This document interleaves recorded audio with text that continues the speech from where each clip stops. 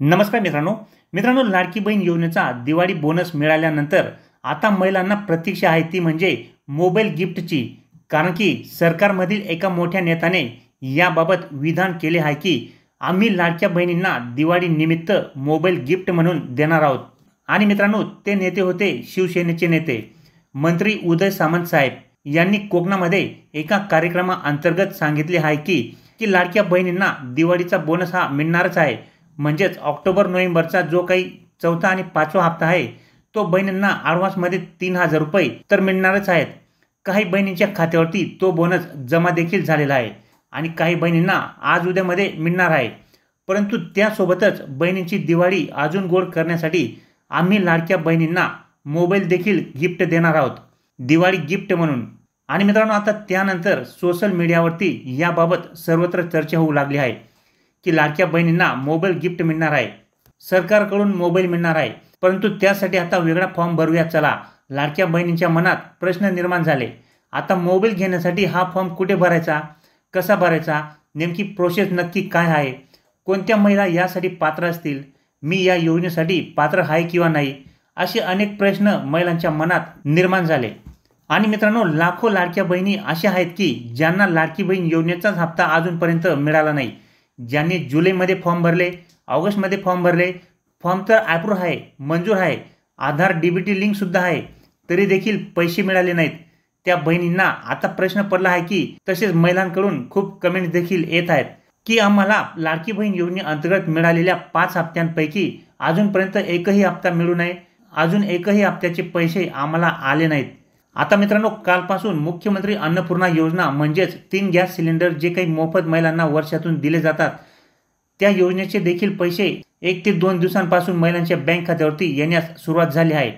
याबाबत महिला कमेंट्स करून सांगत आहेत की आम्हाला या मुख्यमंत्री अन्नपूर्णा योजनेचे अनुदान हे जमा झाले आहे। कोणाला 830 रुपये आले आहेत तर कोणाला 808 रुपये आले आहेत, तर काही महिलांना 840 रुपये मिळाले आहेत।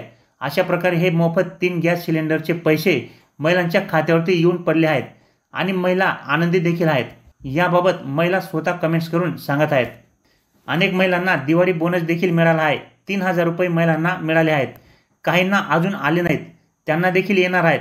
ज्या बहिणींनी सप्टेंबरमध्ये उशिराने फॉर्म भरलेला आहे त्यांना सप्टेंबर महिन्याचे 1500 रुपये म्हणजे 1500 रुपये आले आहेत आणि ऑक्टोबर नोव्हेंबर या 2 महिन्यांचे 3000 रुपये असे एकूण या महिलांना 4500 रुपये दिवाळी बोनस हा मिळाला आहे। आता हे जरी खरे असले तरी देखील मोबाईल गिफ्ट बाबत जे काही सोशल मीडियावरती वातावरण तयार झाले आहे याबाबत चर्चा सुरू आहे, तर कुठेही त्याबाबत सरकारकडून बोलले जात नाहीये। अनेक ठिकाणी सभा होत आहेत पण मोबाईल गिफ्ट बाबत सरकारकडून अजूनही काहीही बोलले जात नाहीये।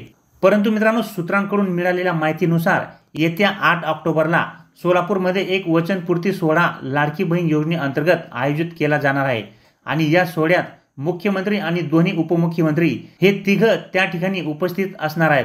आणि लाडकी बहीण योजनेचा म्हणजेच जे सरकारकडून महिलांना पैसे देण्यात आले आहेत आता 2 हप्ते दिवाळी म्हणून जमा केले आहेत म्हणजेच 3000 रुपये, त्यानंतर राहिलेल्या बहिणींना मिळाले 4500 रुपये आणि दिवाळी बोनस 3000 रुपये असे एकूण 7500 रुपये शासनाकडून महिलांच्या बँक खात्यावरती जमा करण्यात आले आहेत।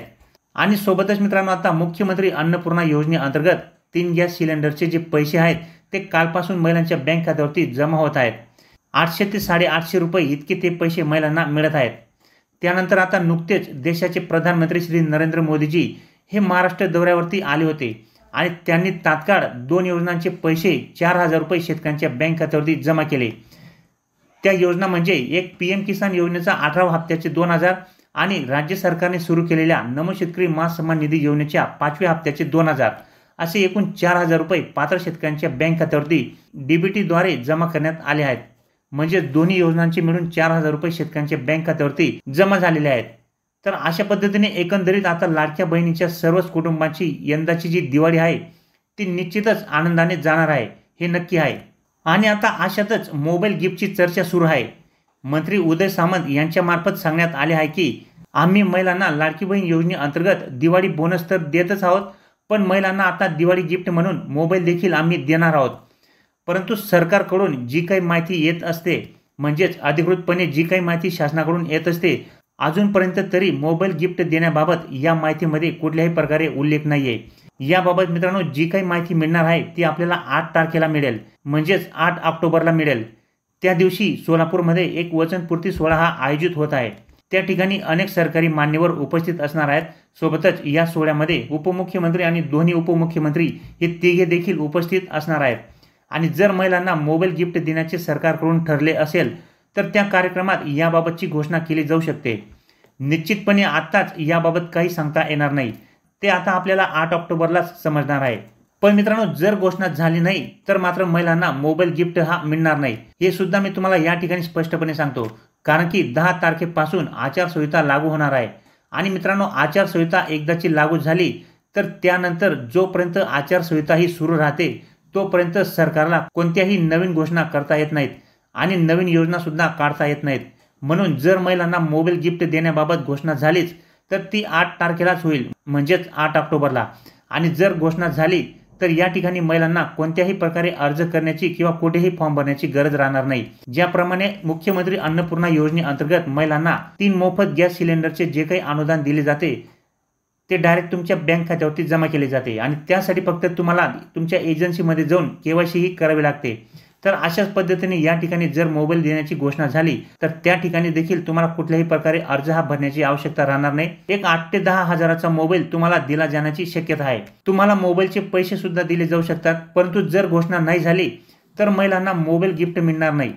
आता मोबाईल गिफ्ट देण्याबाबत जे काही घडले होते ते बघा कसे होते आणि त्यांनी काय वळण घेतले। शिवसेनेचे नेते आहेत मंत्री उदय सामंत साहेब, हे कोकणातलेच आहेत आणि कोकणात त्यांनी एका कार्यक्रमात उमेद हे एक अभियान आहे आणि या अभियानाअंतर्गत ग्रामीण भागातील गरीब कुटुंबातील महिलांचे जीवनमान कसे सुधारता येईल, त्यांना दारिद्र्य रेषेच्या वर कसे काढता येईल, त्यांच्यासाठी वेगवेगळे उपक्रम राबवून त्यांना उद्योगशील कसे बनवता येईल, त्यांच्या हाताला काम कसे मिळेल आणि त्यांची आर्थिक परिस्थिती ही कशा पद्धतीने सुधरेल, यासाठी उमेद अभियान हे काम करते। कोकणात या उमेद अभियानामध्ये जवळपास 2000 महिला या काम करतात आणि त्यापैकी जवळजवळ 400 ते 500 महिला या कार्यक्रमाला उपस्थित होत्या। ज्या ठिकाणी मोबाईल गिफ्टची घोषणा झाली त्या कार्यक्रमाला 400 ते 500 महिला या उपस्थित होत्या आणि मंत्री उदय सामंत साहेब यांनी जी काही घोषणा केली, उमेद अंतर्गत ज्या महिला उपस्थित होत्या त्यांना तुम्ही काम खूप छान करतात, तुम्ही गरीब लोकांसाठी छान काम केलंय आणि म्हणून या महिलांना, ज्या महिला उमेद अभियानामध्ये आहेत त्यांना आम्ही दिवाळी निमित्त मोबाईल गिफ्ट देऊ, अशा प्रकारे घोषणा या ठिकाणी झाली होती। आणि आता उमेद हे जे काही अभियान आहे हे संपूर्ण महाराष्ट्रामध्ये पसरलेले आहे। महाराष्ट्रभरात या अभियानाअंतर्गत महिला या काम करतात। या अभियानाअंतर्गत बरेचसे बचत गट देखील कार्यरत आहेत आणि या बचत गटमध्ये लाखो महिला आहेत आणि त्यामुळे महिलांना असे वाटले की मी सुद्धा आता बचत गटमध्ये आहे, म्हणजेच मलाही मोबाईल मिळेल की नाही, अशा प्रकारे ही चर्चा पसरली आहे।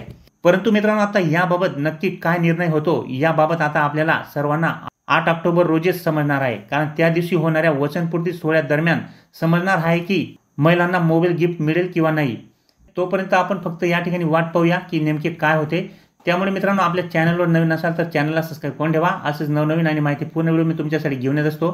तर भेटूया मित्रांनो पुढच्या व्हिडिओमध्ये, तोपर्यंत नमस्कार।